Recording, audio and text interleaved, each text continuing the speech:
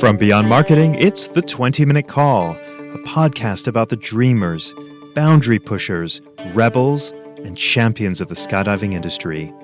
Each episode is a narrative journey highlighted by the highs, lows, and luck that the skydiving industry delivers, as told by the most influential people within the sport. If you've ever dreamed of becoming a skydiver, perhaps opening a drop zone, or becoming the next world champion, check out the 20-Minute Call hosted by me, James LeBarry. My guest today is an extraordinary individual whose life is as inspiring on the ground as it is in the air.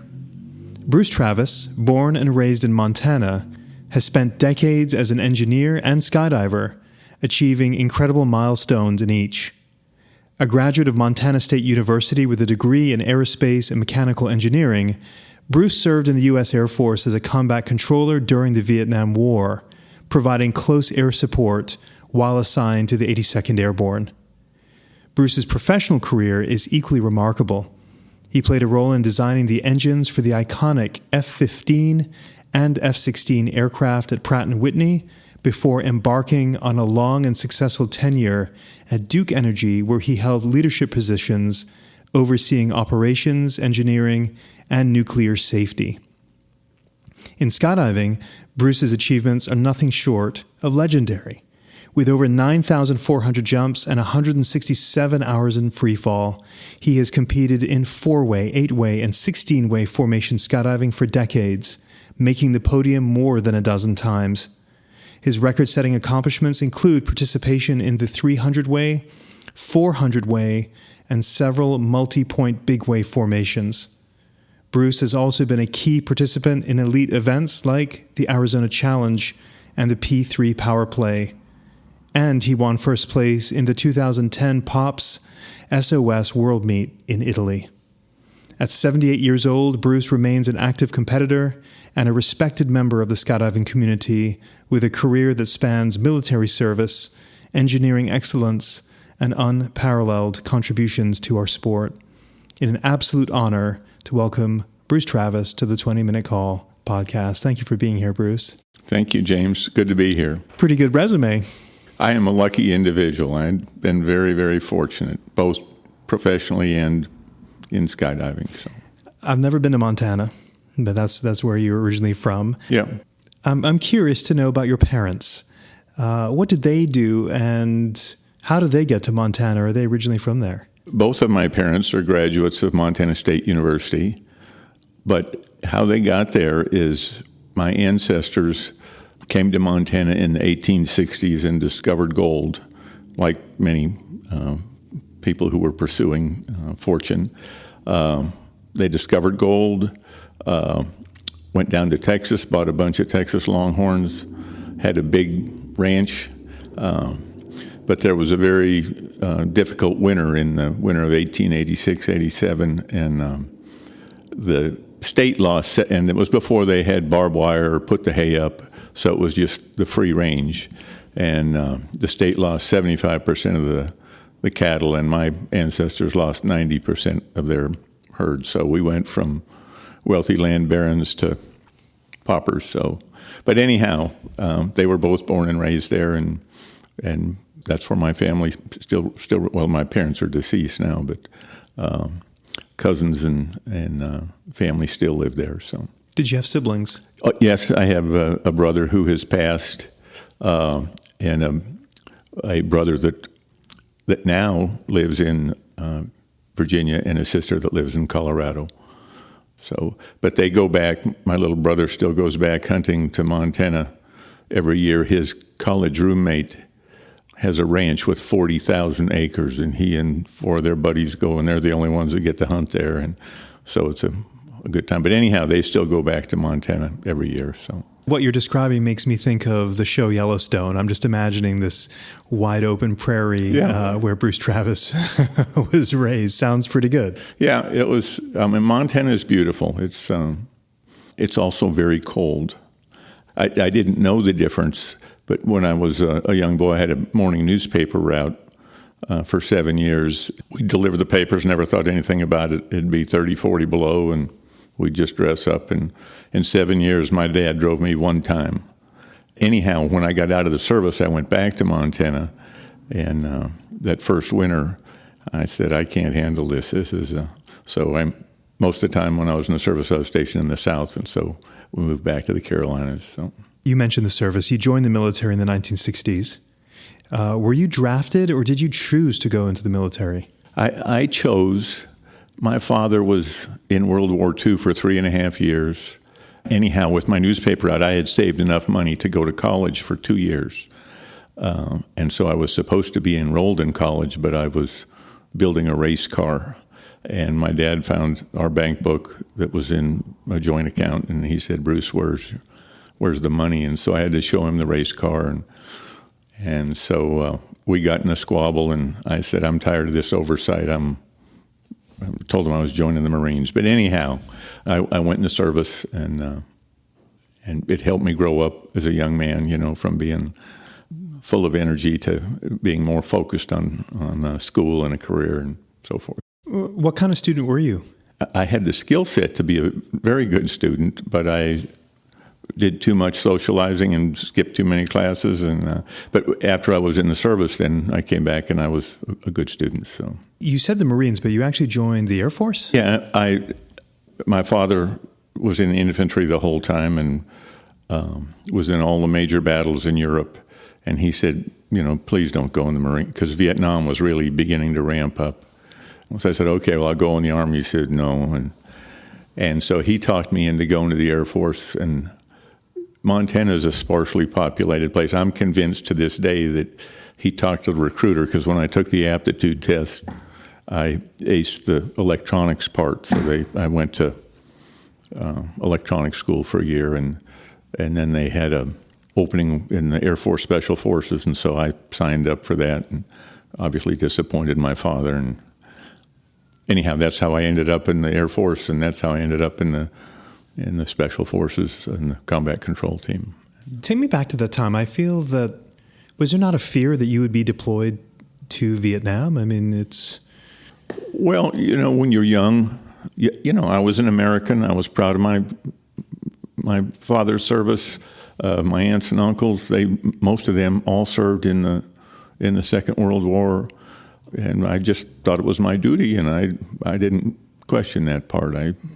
Times have changed now, but I was, and I'm still proud to be a veteran.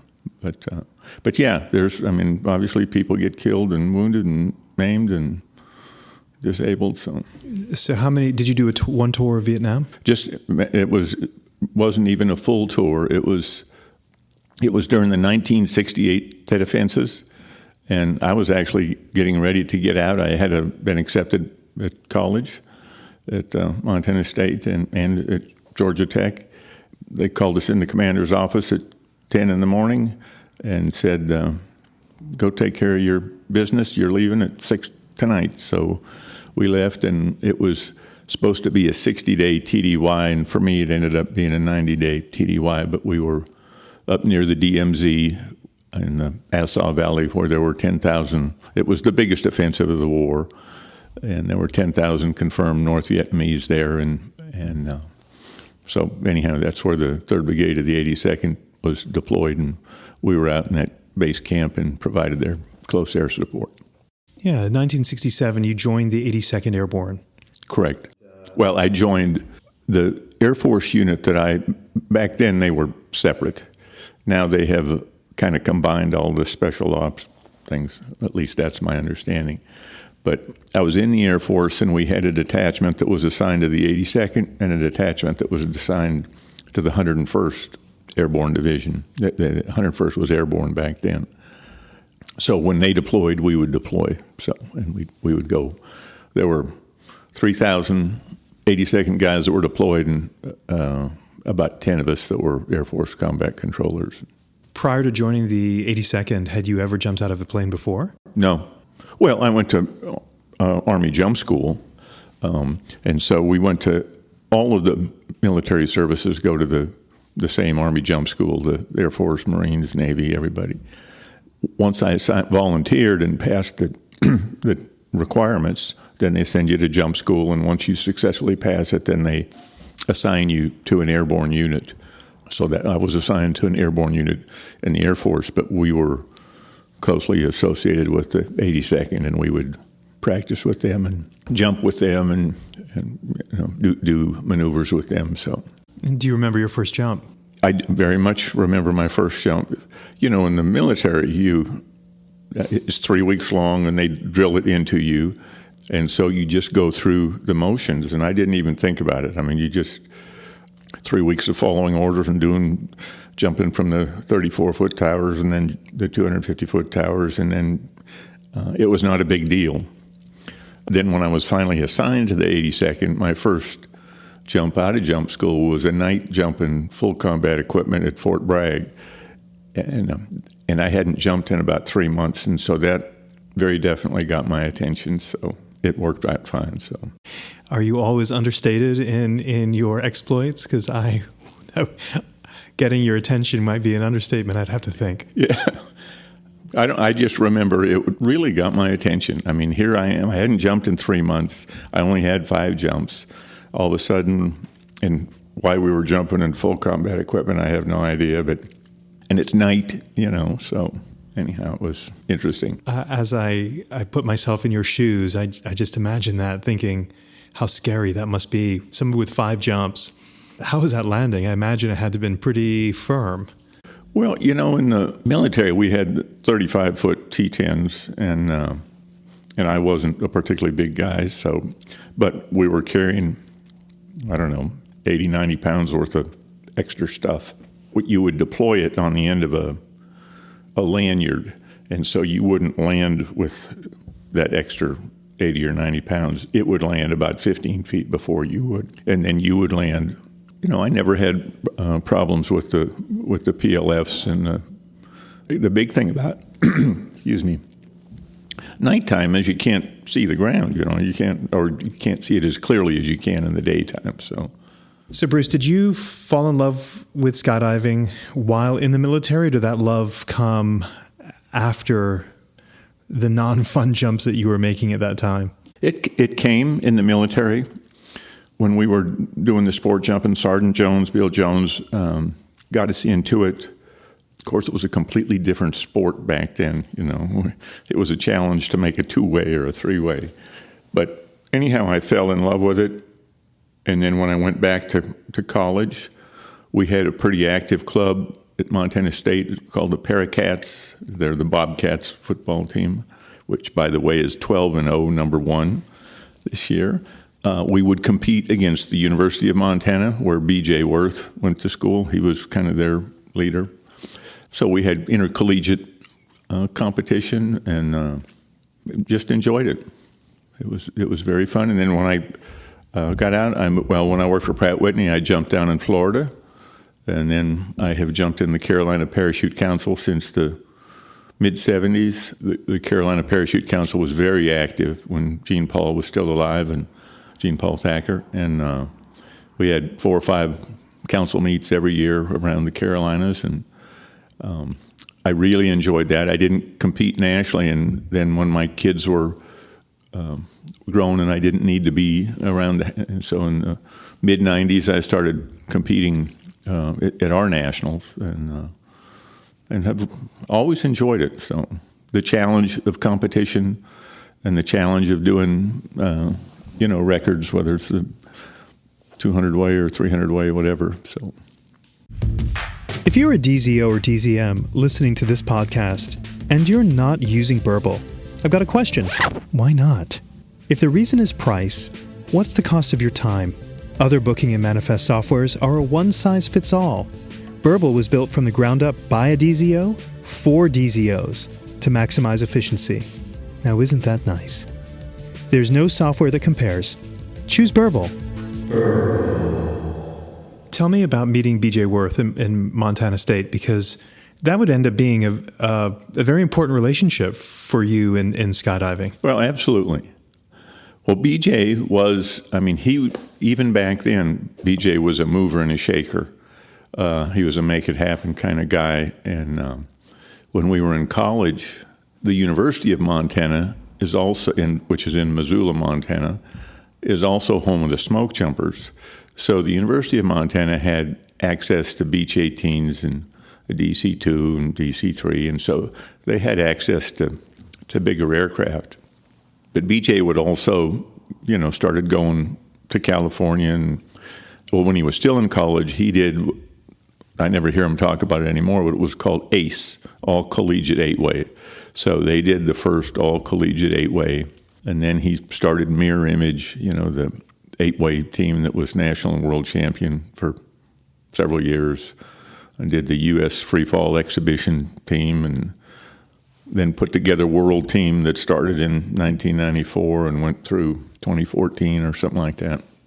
So he was always a make it happen kind of guy, a visionary, where I just would go out and jump. He had these visions of, and maybe the best example is when he put together world team. He thought it was so cool, and I agree with him, that when you go to whether it's the nationals or the world meets, you meet all these interesting people. And he thought that was so cool, so he came up with the concept of world team, where instead of just doing a record in the U.S., we would get people from all over the world and have that same kind of philosophy where there was a USA tent and a French tent and a Scandinavian tent. And when we were there, we would go out with the Germans one night and go out with the French, and eat dinner with the French the next night and the Asians the next night. So I still have friends from all over the world. It's very, very cool. Bruce, before we move into world team stuff, because that's going to be a whole section that we talk about, tell me about your love for aviation, because even though you didn't end up becoming a pilot, and I understand that you wanted to be a pilot after your first stint in the military, where did this love for aviation first get rooted in you? Well, that's a good question, James.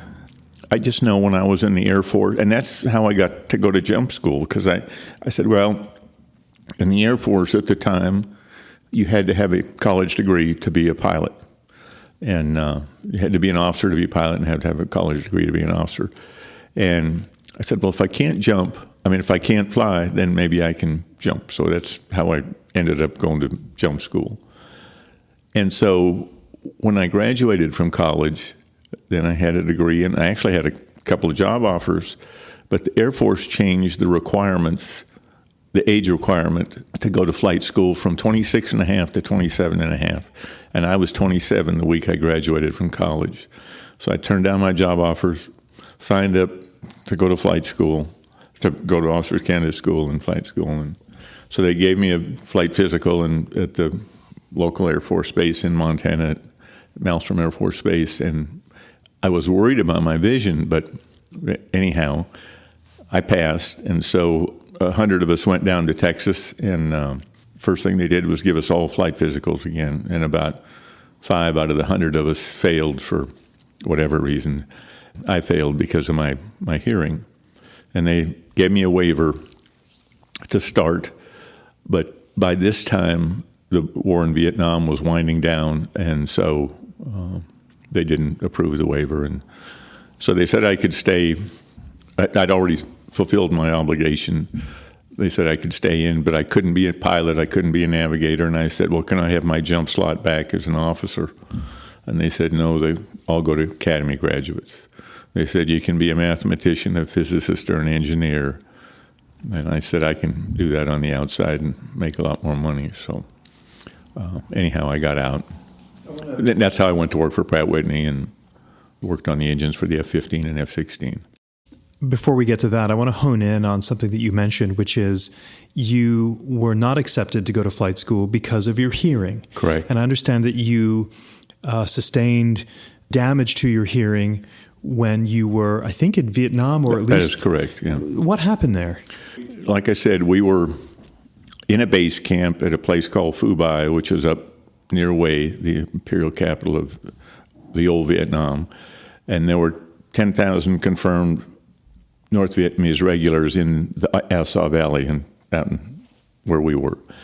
And so to keep them on their toes every night, they called it H&I, harass and interdict.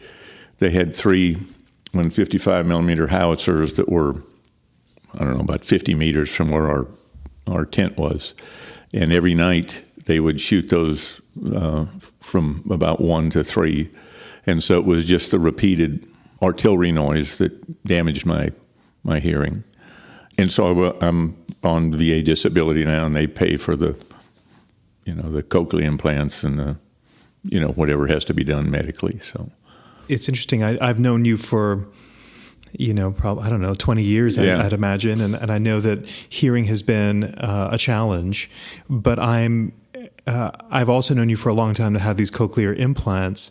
And when you have them, I forget that you have any kind of hearing impairment whatsoever. I don't want to take us too far down a side road here, but can you just express what these implants have done or how they've changed the quality of your life? They really, it's truly a blessing. I mean, modern medicine, but to answer your question, I don't hear sound waves anymore. I hear electronically, and these are a little computer, and when they do the surgery, they cut you completely behind your ear, and there's about 24 conductors, but they're all bound together in a tiny little thing, about as big as a Pentel pencil, and they go into your cochlea, your innermost ear, and wind around in there. And so those 24 conductors are attached to a metal plate, and that's under the skin and so this magnetically attaches there. This is a little computer, and I hear electronically, and when they first turn it on, it sounds very, very foreign. My explanation is it was like a tin mechanical robot in an echo chamber with a lisp. Your brain has to learn to hear again, and so you really have to focus, and they test you every month. And initially they'd put me in one of those little sound booths and say words, and my word recognition was about 60%. And now if it's quiet, it's up to about 90%. And now I have one on either side, and I still can't hear like normal people, but I can hear my grandkids, I can order a meal, I can talk to you, I can and all my jump buddies know I'm deaf, so they, and these are $10,000 a piece, so I take them off when I jump. So, but they know how to give me directions and tell me what to do and where to go. So, absolutely fascinating. In the big scheme of things, I'm very, very lucky in that regard. I mean, modern medicine is fantastic. And the good news is when your implants are out, if anyone's complaining about your performance on any skydives, you can't hear them. Yeah, I don't hear all of it. Let's move on. You would graduate Montana State with a degree in aerospace and mechanical engineering. Right. And you had hoped to rejoin the military, as we talked about, to become a pilot.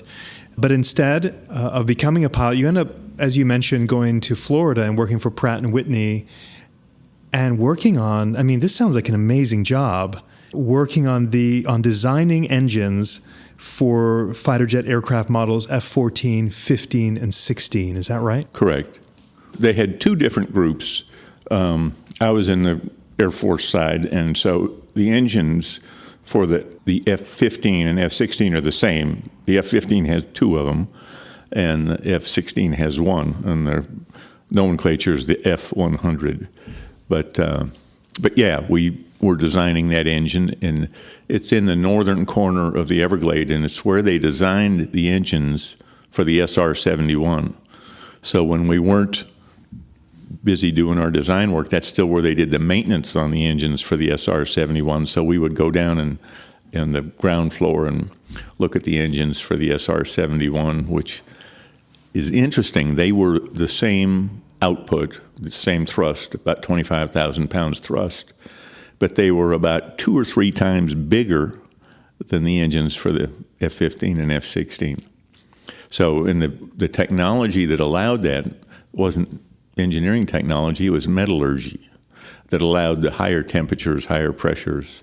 The other thing that was interesting is now everybody has these fancy little computers. Back then, it was Fortran, so we would punch all of the temperatures and pressures and flows into the cards, put them in this big computer at night, and depending on how complex the calculation was, it'd be ready in a couple hours or maybe even a whole day, so. To that end, when you say that, I think, how did we ever send anyone to the moon in the 60s with that level of technology? Absolutely amazing. When I was still in college, we didn't have calculators. We had slide rules that we did our calculations with. And when I was a senior, they came out with the first, it was called an HP 35. It was the first calculator that was an engineering level calculator. Now your phone has more, our iPhones have more technology than the HP 35 did back then. And the interesting thing, the guy upstairs got one for Christmas, and so we had a Monday morning class and an examination in the engineering building, and it was about 3 blocks from student housing to the engineering building, and it was 30 below, and so his calculator got so cold it wouldn't work for the first 30 minutes of his exam. So everybody else that had their slide rules was done, and he's still struggling to. Anyhow, it's interesting what technology has done. So extraordinary. Now, this is a really dumb question, so forgive the interviewer here. You ever watch Top Gun and go, I had a hand in that?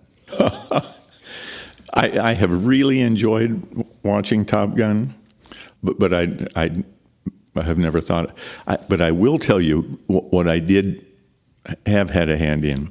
We got to jump into the 100th anniversary of aviation at Kitty Hawk in 2003, 100 of us from around the U.S. And there were tens of thousands of people and airplanes that were there. And so they would do flybys of all of the different aircraft from the Wright brother era to the pre-World War I, World War II, so forth. So then they finally got to the Vietnam era planes, and so they flew the F-4 Phantom, and when I was in, I thought that was the best thing since sliced bread, Mach 2.5. And so anyhow, the pilot would come over and he'd get over the crowd and he'd just stand it on its tail, and the F-4 was out of sight in about 2 seconds, and they have about 18,000 pounds thrust on each engine. So then they brought the F-15 by, and it has 25,000 pounds thrust on each engine. And again, he comes by and stands it on his tail, and he's gone in a second. And they said, we've got a special thing for you. It's not released yet, but it's the F-22 Rapture. But for this occasion, so here comes the F-22, and it's 35,000 pounds thrust on each side. To put that in perspective, a 737 is about 25,000 pounds thrust on each side and carries 180 people. So the F-22 comes by, stands on its tail, and it's gone instantly. And it's just absolutely amazing.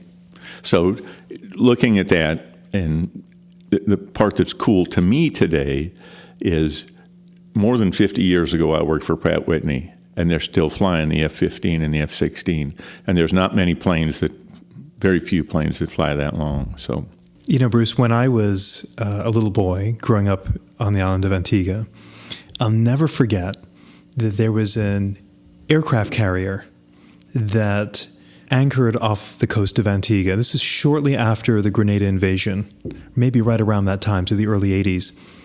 And I remember being a boy and seeing, I think it was the F-14 Tomcat that was taking off and landing on that carrier. And eventually, they came ashore, and seeing those pilots, and I'll never forget it. I was given a patch that said the F-14 Tomcat and whatever, I guess, crew they were. Or I don't have the right nomenclature there, but I've never forgotten it. And I've always admired that aircraft because it's so rooted. And of course, we were on this tiny Caribbean island, and here the Americans are, and in such force with that aircraft carrier, and seeing all these jets, never seen anything like it in our lives. And it was just a spectacle. It was amazing. That's very cool. Yeah, technology is absolutely amazing. If you're a fan of the 20-Minute Call, I'd like to invite you to be a member of a budding community with me on Patreon. By becoming a patron of the show, you can join me behind the scenes to discuss options for future guests and gain access to some show swag. It's pretty sweet. Details on how to become a patron can be found in the show notes. Okay, back to the show. So when you get done with Pratt & Whitney, you were there for a few years, 2 to 3 years, I think. Then you joined Duke Energy and Nuclear Energy. How do you make the jump from engines for aircraft to nuclear power?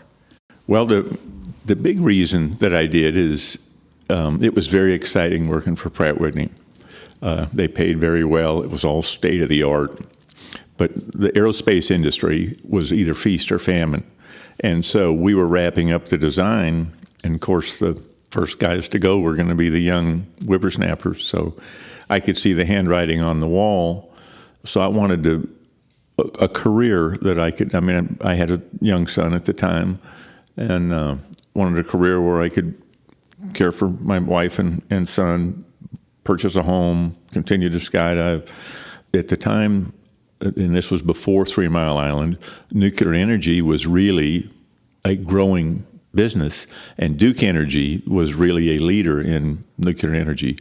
They had 3 plants and 7 reactors, and so anyhow, engineering is, there are specialties, but still the math and much of the math and science and metallurgy is the same.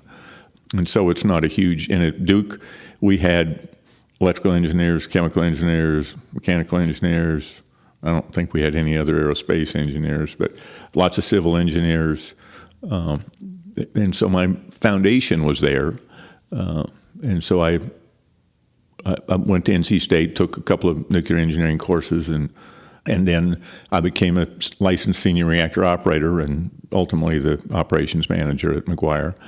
But they had a lot of technical training, internal technical training that they did if there was something specific that they wanted us to master. So, set me straight. When I think about someone that's overseeing a nuclear reactor, I only can reference what I've seen in the movies with lots of dials and temperatures and, making sure it doesn't go over the red line. And how inaccurate or accurate is that? And what was your daily job?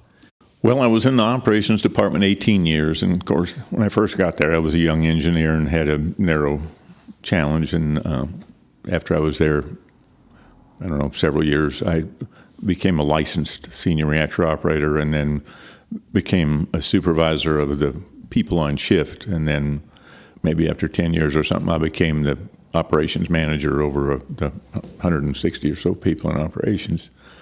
The most important thing when you work really in anything, whether it's operations, engineering, is nuclear safety.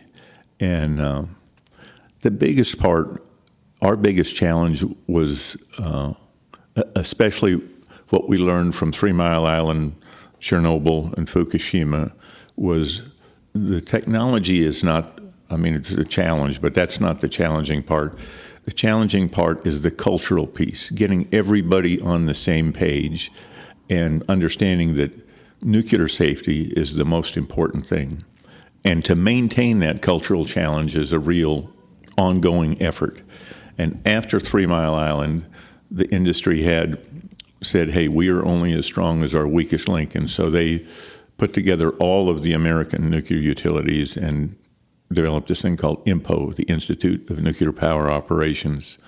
They came and audited every site every 18 to 24 months with about a 25 or 30-man team that were our industry peers. And so these were guys that knew exactly what was going on. And so you couldn't pull the wool over their eyes. And so that helped us understand our weaknesses, where we were vulnerable, what we needed to do to improve. And after Chernobyl, the world did the same thing. They put together, they call it WANO, but it's the World Association of Nuclear Operators. But it's the same thing. You go audit foreign nuclear plants, but the challenge is auditing a different culture. And I don't mean, telling a Russian that they're not doing what they need to be doing is not always easy, because they don't always see things through the same way that we do. Matter of fact, an interesting sidestep is after I retired, they asked me to mentor a bunch of Chinese nuclear engineers. So I mentored about 8 classes of young Chinese engineers, and the big thing was teaching them the cultural piece. I mean, they were much smarter than I mean, they were their cream of the crop. They were very sharp.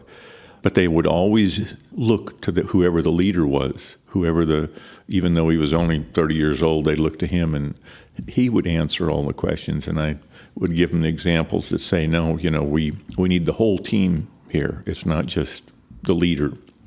After 6 or 8 weeks, they would finally buy into that. And the best example I would use is, I said, when I was in the oversight manager, I was at Oconee Nuclear Station. And when I was down there, the janitor drove by the Unit 2 main transformer and heard a loud bang. And he called the control room and said, "This is Janitor Joe. I just drove by Unit 2 transformer. I drive by there every day, and it's unusual noise."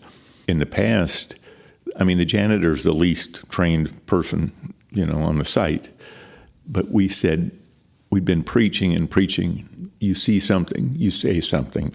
We're all in this together. And so we immediately sent a utility operator, non-licensed operator out there, and the main transformer is filled with 7,000 gallons of oil, and it's cooled by circulating pump and cooling fans. One of those cooling fans had thrown a blade, and that high vibration from a thrown blade cracked the oil line.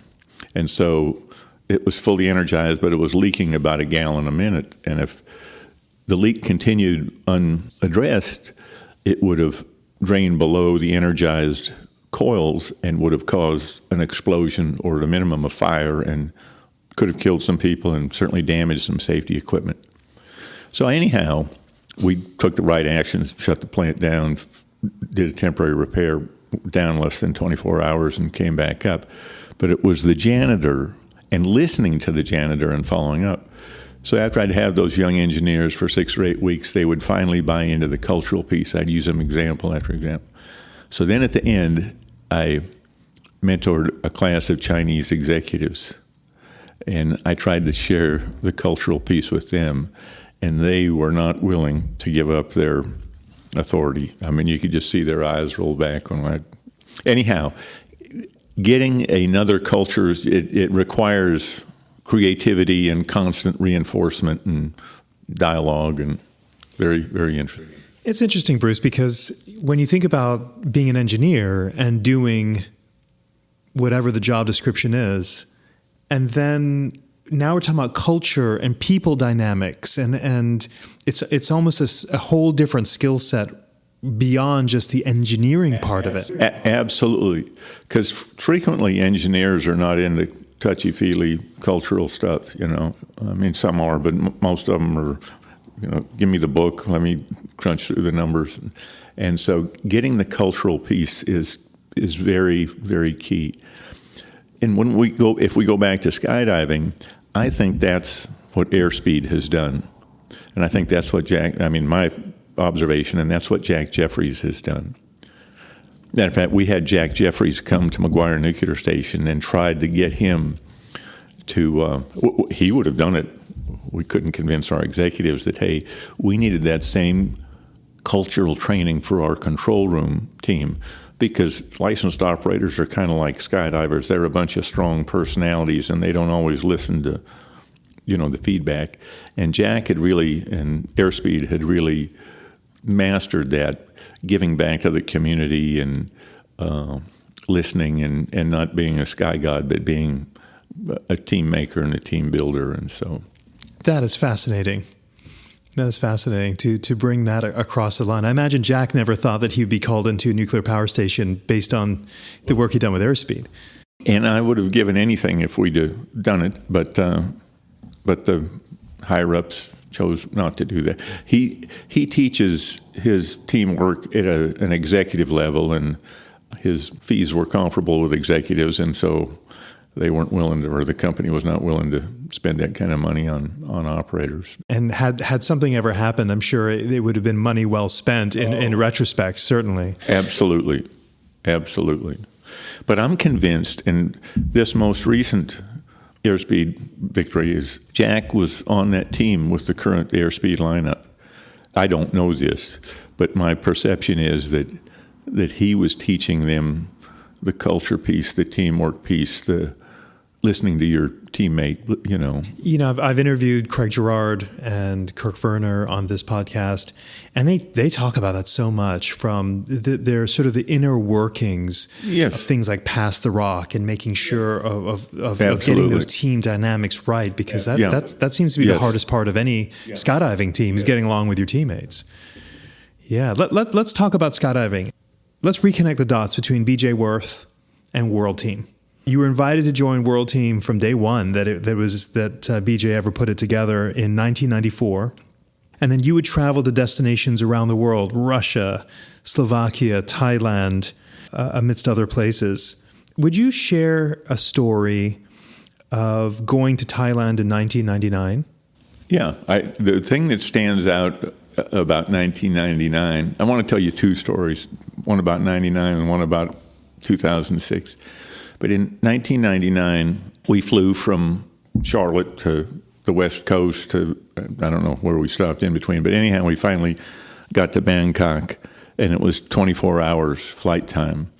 And Nike was one of the sponsors, and so we got in at 1 a.m., and they issued us all Nike athletic suits and helmets and stuff, got us to bed at 3 a.m., got us up at 5 a.m., and said we were jumping into downtown Bangkok for the king. We were the guests of the king. And it was December 5th, and the king was 72. And so 572 of us jumped out of 6 C-130s. They flew it over downtown Bangkok at 90-second intervals, every 90 seconds another. So here I'd had 2 hours sleep, and they arranged this according to your canopy loading. And we were supposed to open at 7,200 feet, I think. And so I'm in free fall, and I'm looking down at Bangkok, and I've never been there.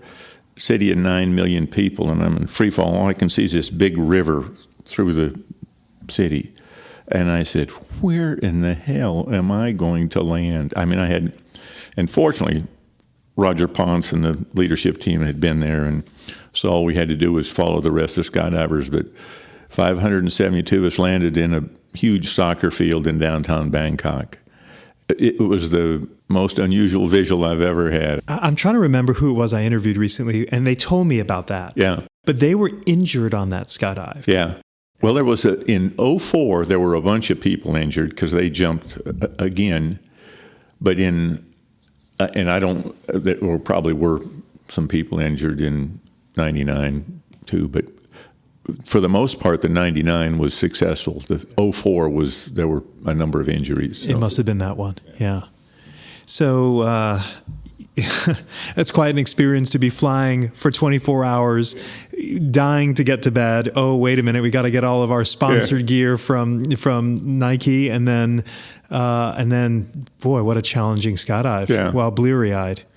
That's an amazing story. Tell me about the 400 way. When you think about that, what do you recall? What comes to you most immediately about that experience?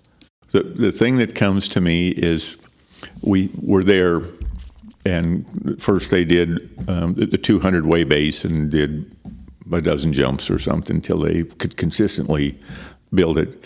And then they put the next 3 rows of whackers. There were 5 rows altogether, and they put the next 3 rows in. We were in the outermost whacker, and we kept thinking, when are we going to get to jump? We're on the ground. And we would sneak over. Kirk Werner was in charge of the bench, and so and he had a separate airplane, so we would sneak over with Kirk and make a few jumps with him. But so we finally got to go, and we were building, and we got up to 399. They said, okay, we're going back up, and they had moved. Earlier in the thing, a guy a few rows up from us had broken his back, so we got in an alternate from Kirk's team from Belgium, Luc von somebody, and he was knocking on me. And we're jumping at 26,000 feet, so we're hitting 250 in the dive, and the whole time we're diving, Luke is patting me on the leg saying, I'm here. And as soon as I would dock, Luke was there. So anyhow, we did 399, and so we went back up for the 400, and so I come in, dock, and you're working like crazy trying to fly. You're looking through the center, so I can't look over and say, okay, is that Luke? I mean, and there's no Luke, and so I stick up my thumb, which was the sign, come in and dock, and nobody docked, and then a couple seconds go by and somebody docked, and so I assumed it was Luke. And so we're still flying, and a couple seconds later, somebody comes in, breaks the grip, and comes in. And so anyhow, when you've been on enough of these, you can kind of tell, that, and nobody was low, everything looked good. And so we landed down there, and I ran up to Luke, and I said, congratulations, Luke. I think we just set a new world record. He said, that's the worst freaking skydive I ever did in my whole life. He said, I suffered from hypoxia. I rolled out the door. He said, I came to when it was about 3:50. And he said there was a red sector at 12 o'clock and a red sector at 6 o'clock. And we were in the 6 o'clock sector. He says, I dove down to the wrong sector, saw the lime green jumpsuit of Craig Girard, went all the way around the 400 way, which was a long way around, went low, got back up and came in. I said, Luke, don't worry about it. Everybody will just look at the picture, And so I ran up to Craig and I said, Craig, you're not going to believe what happened. He said, of course, Craig sees everything. And he says, I saw the whole damn thing. But anyhow, we went from 399 and almost didn't make it to 400. So that 400th grip, that 400th person was on you. Was Luke, yeah. That's wild. Yeah. Some of the folks that I've talked to, I've talked to Kirk about that experience and Craig and others, and they seem almost matter of fact, but I try to have empathy to think, gosh, that must have been scary. I mean, so many people in a C-130, such high altitude, dealing with oxygen and hypoxia, and you don't want to screw it up for everybody. I mean, it must have been major high stress. Yeah. But, Kirk and Craig, I mean, they've been, I've been doing it longer than they have, but they've been doing it a lot higher level than I have. So, the stress level for them isn't as high. But certainly for us, it is. And like you say, you're on O2, you don't want to mess up. But the other thing is you build it over, and you build up confidence in yourself. You come in, every time you land, there's a sector captain. Our sector captain was Rusty Vest. They had a videographer that would video our sector. They would critique, hey, you need to do this a little different. You need to do whatever. So by the time we built it, we were confident in our skills. But the 400 way with Luke was, I wish I could remember his last name, but it has to be a huge positive for him now that he thinks about it. But hypoxia was a big deal over there. We brought the planes down at least 3 times, I think, because of just one person suffering from hypoxia. And BJ was emphatic about safety. We're not going up. If somebody's suffering, we're bringing it down. And everybody had to have AADs. One of the times when we brought it down, one of the pilots repressurized the cabin, and about 30 Cypresses fired. BJ kept us down for a day, and whoever owned Cypress, they immediately came. In one day, they brought 35 Cypresses over, replaced all the Cypresses, all the vigils, and we were only down one day, and he came all the way from Germany and put them in all the reserves and made it happen. That is extraordinary. Helmut Cloth. Yeah. Wow. Yeah, that's customer service at its finest. So most certainly is. Goodness. This podcast is sponsored by Beyond Marketing, the digital marketing agency for the skydiving industry. Now, I'm not a fan of lots of ads during a podcast. I mean, who likes ads? So I'll stop talking about how marvelously wonderful Beyond Marketing is. But if you're curious about what the amazing people at Beyond Marketing do to help drop zones and manufacturers thrive, then you should check out their website at dropzone.marketing. That's dropzone.marketing. Bruce, are there any, I mean, we can't possibly cover in roughly an hour all of your skydiving achievements. You've done a lot of skydives, nearly 10,000. Is there a skydive that you've done that you would love to do again that was just so memorable or enjoyable? Lots of good skydives, lots of fun, with teams. But I would say the 400, I mean, it's like Kirk said, it's not that hard to do, but getting 400 people, 5 airplanes, all the O2, everything to work on one jump at the same time, and then to fly a 400 way, I mean, and then when you track off and you open, we were the outermost thing, so we would track, and it was 2 miles across this big umbrella. The visual of all those different colored parachutes, 400 of them in the sky, certainly the 400 way, and because of the logistics of that happening, it will probably never happen again. So, my favorite part about the video, as I've watched it so many times on YouTube, is the celebration after everyone lands. Oh, that was the other cool thing about going to Thailand. I mean, going to the other places, whether it's Slovakia or Russia or wherever, but in Thailand, we were treated like royal guests. And I mean, the party that they threw for us and the way we were treated, it was unbelievable. I mean, it was the coolest vacation you could ever go on. It wasn't just the king; it was the whole country. They call it the land of smiles, and they'd point to us, and they'd bring all the little school-age children. I mean, thousands of little kids would come out, and they were so well-mannered. They'd all line up in their little uniforms, and they wanted your autograph or whatever. It was like we were Richard Petty or, Elvis Presley or something. So it's very, very cool to get to go there. What or who in skydiving impresses you? I would have to go back. I mean, different people. When I look at what BJ has done, very impressed. But when I look at the big difference, I would have to say airspeed.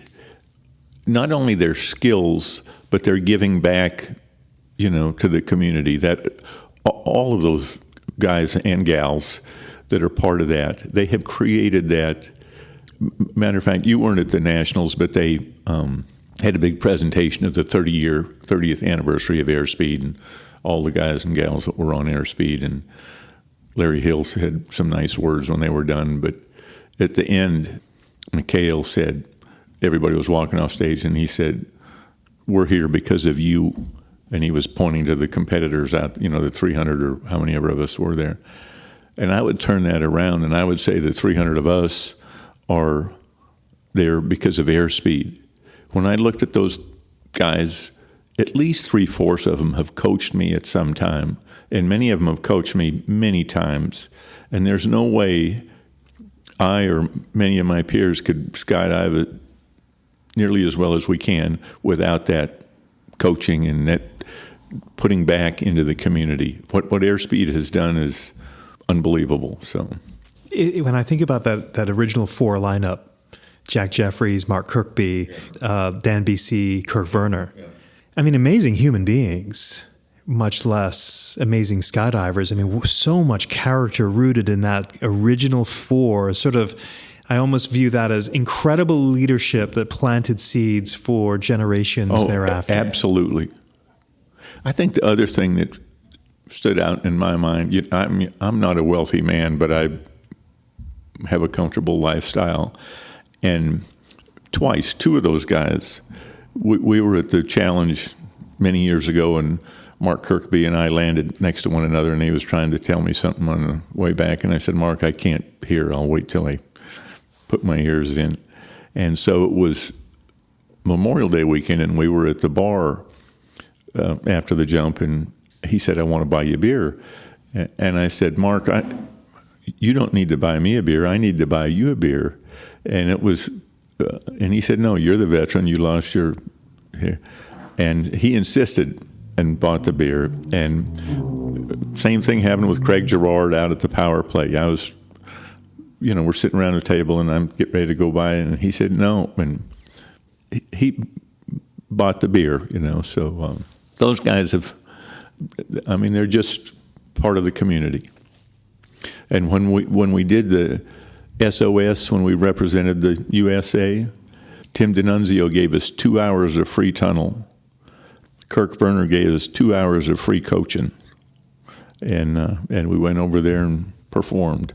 But giving back to the community they're just very, very impressive. They really created that culture, because before airspeed, you weren't jumping back then, but we were kind of the land of sky gods. If you got to be a gifted skydiver, you were a sky god. And they really put that to bed, put it to sleep, and made a huge difference. So, giants, absolute giants. I'm going to do something I've not ever done before, just sort of a quick round of questions here. Best book you've ever read?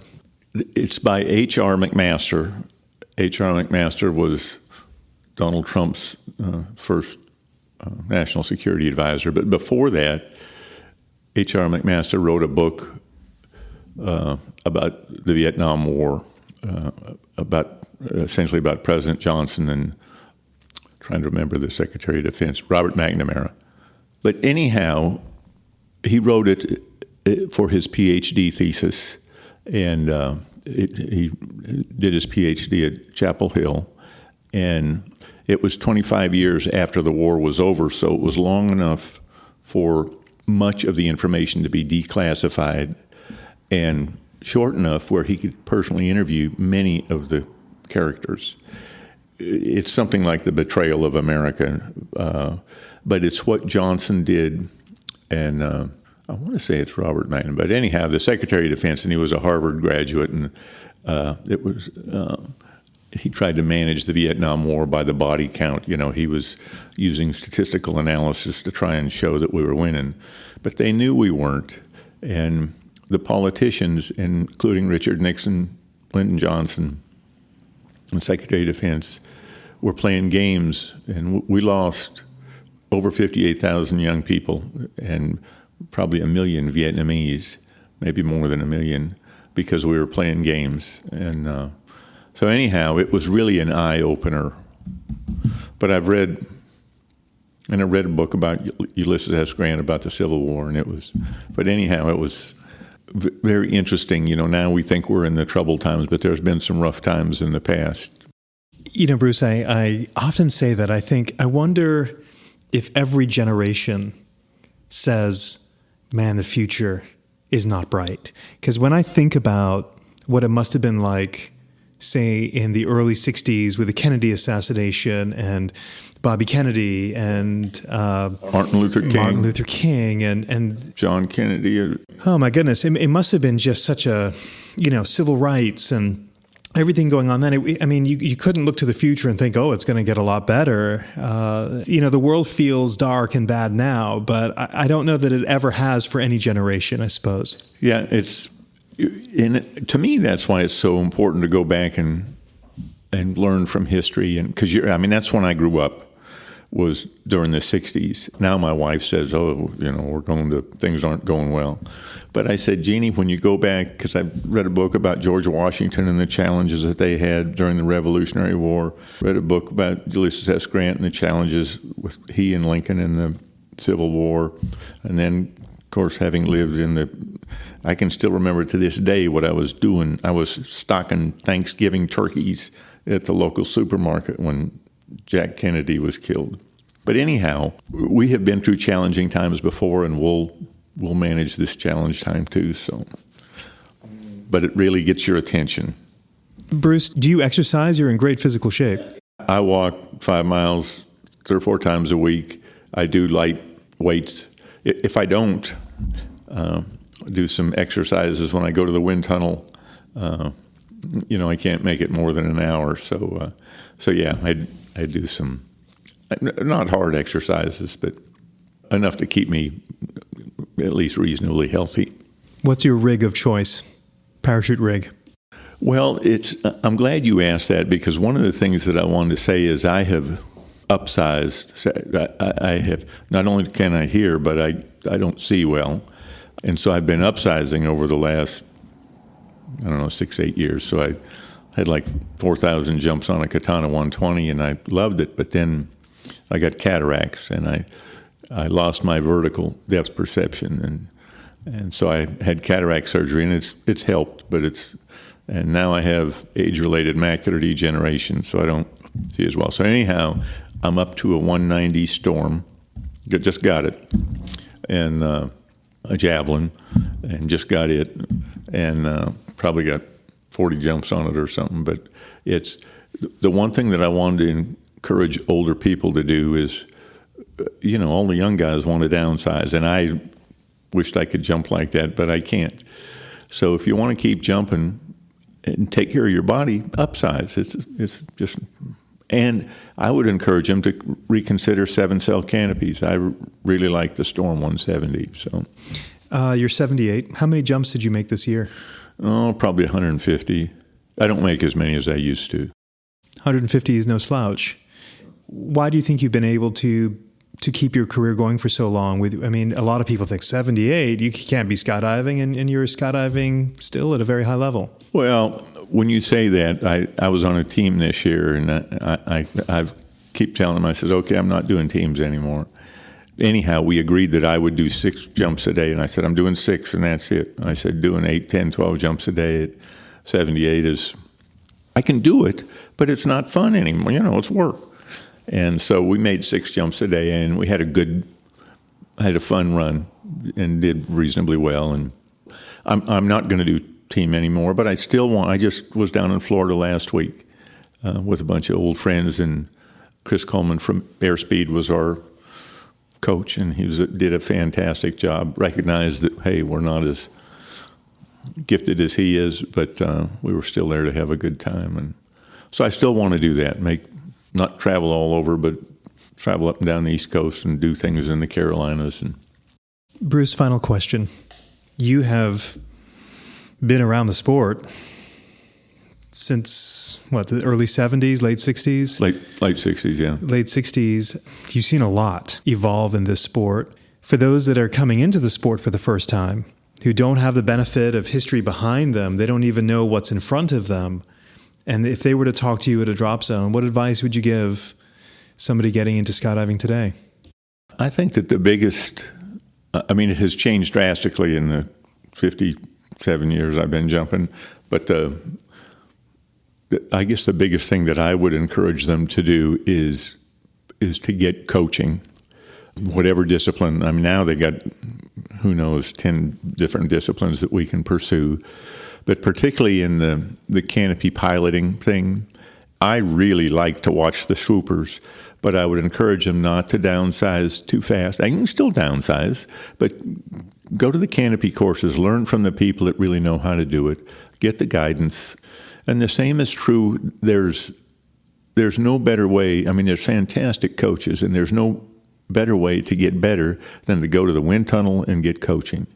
So I would encourage them to do that, and encourage them to go to and it's because of my vision, but I have been to 3 canopy courses after I had 8,000 jumps. But my vision, was trying to master that. And is it something I'm doing on flying the canopy, or is it just that I can't see the ground?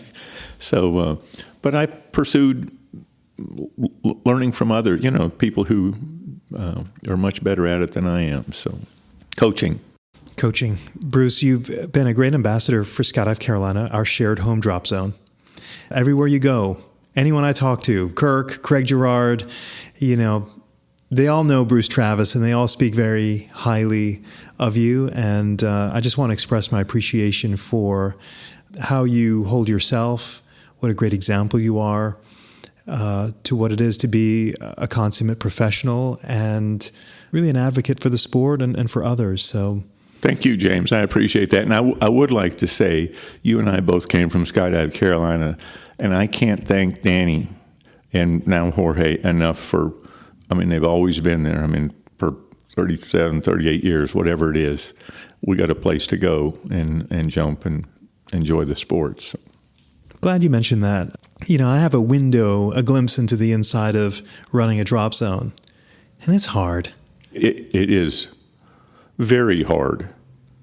It's not a money-making. I mean, there are people, obviously, like Larry Hill that have been successful at it, but for the local drop zones, it's not a money-making business. It's something you do out of love, and so we've been very fortunate to have Skydive Carolina for all these years. So. Perfect endpoint. Bruce, it's been a true pleasure. Thank you for being here. Thank you. Hey, everyone. Thanks so much for listening to the 20-Minute Call podcast. Please do follow us on your podcast app so you always have the latest episode, which is released every Monday. If you want to contact the team, our email address is podcast@beyondmarketing.xyz. This episode was edited and engineered by Garnet Znydrick of the YouTube channel Blue Skies, Fun Days. Thanks for listening, and join us next week for our next episode.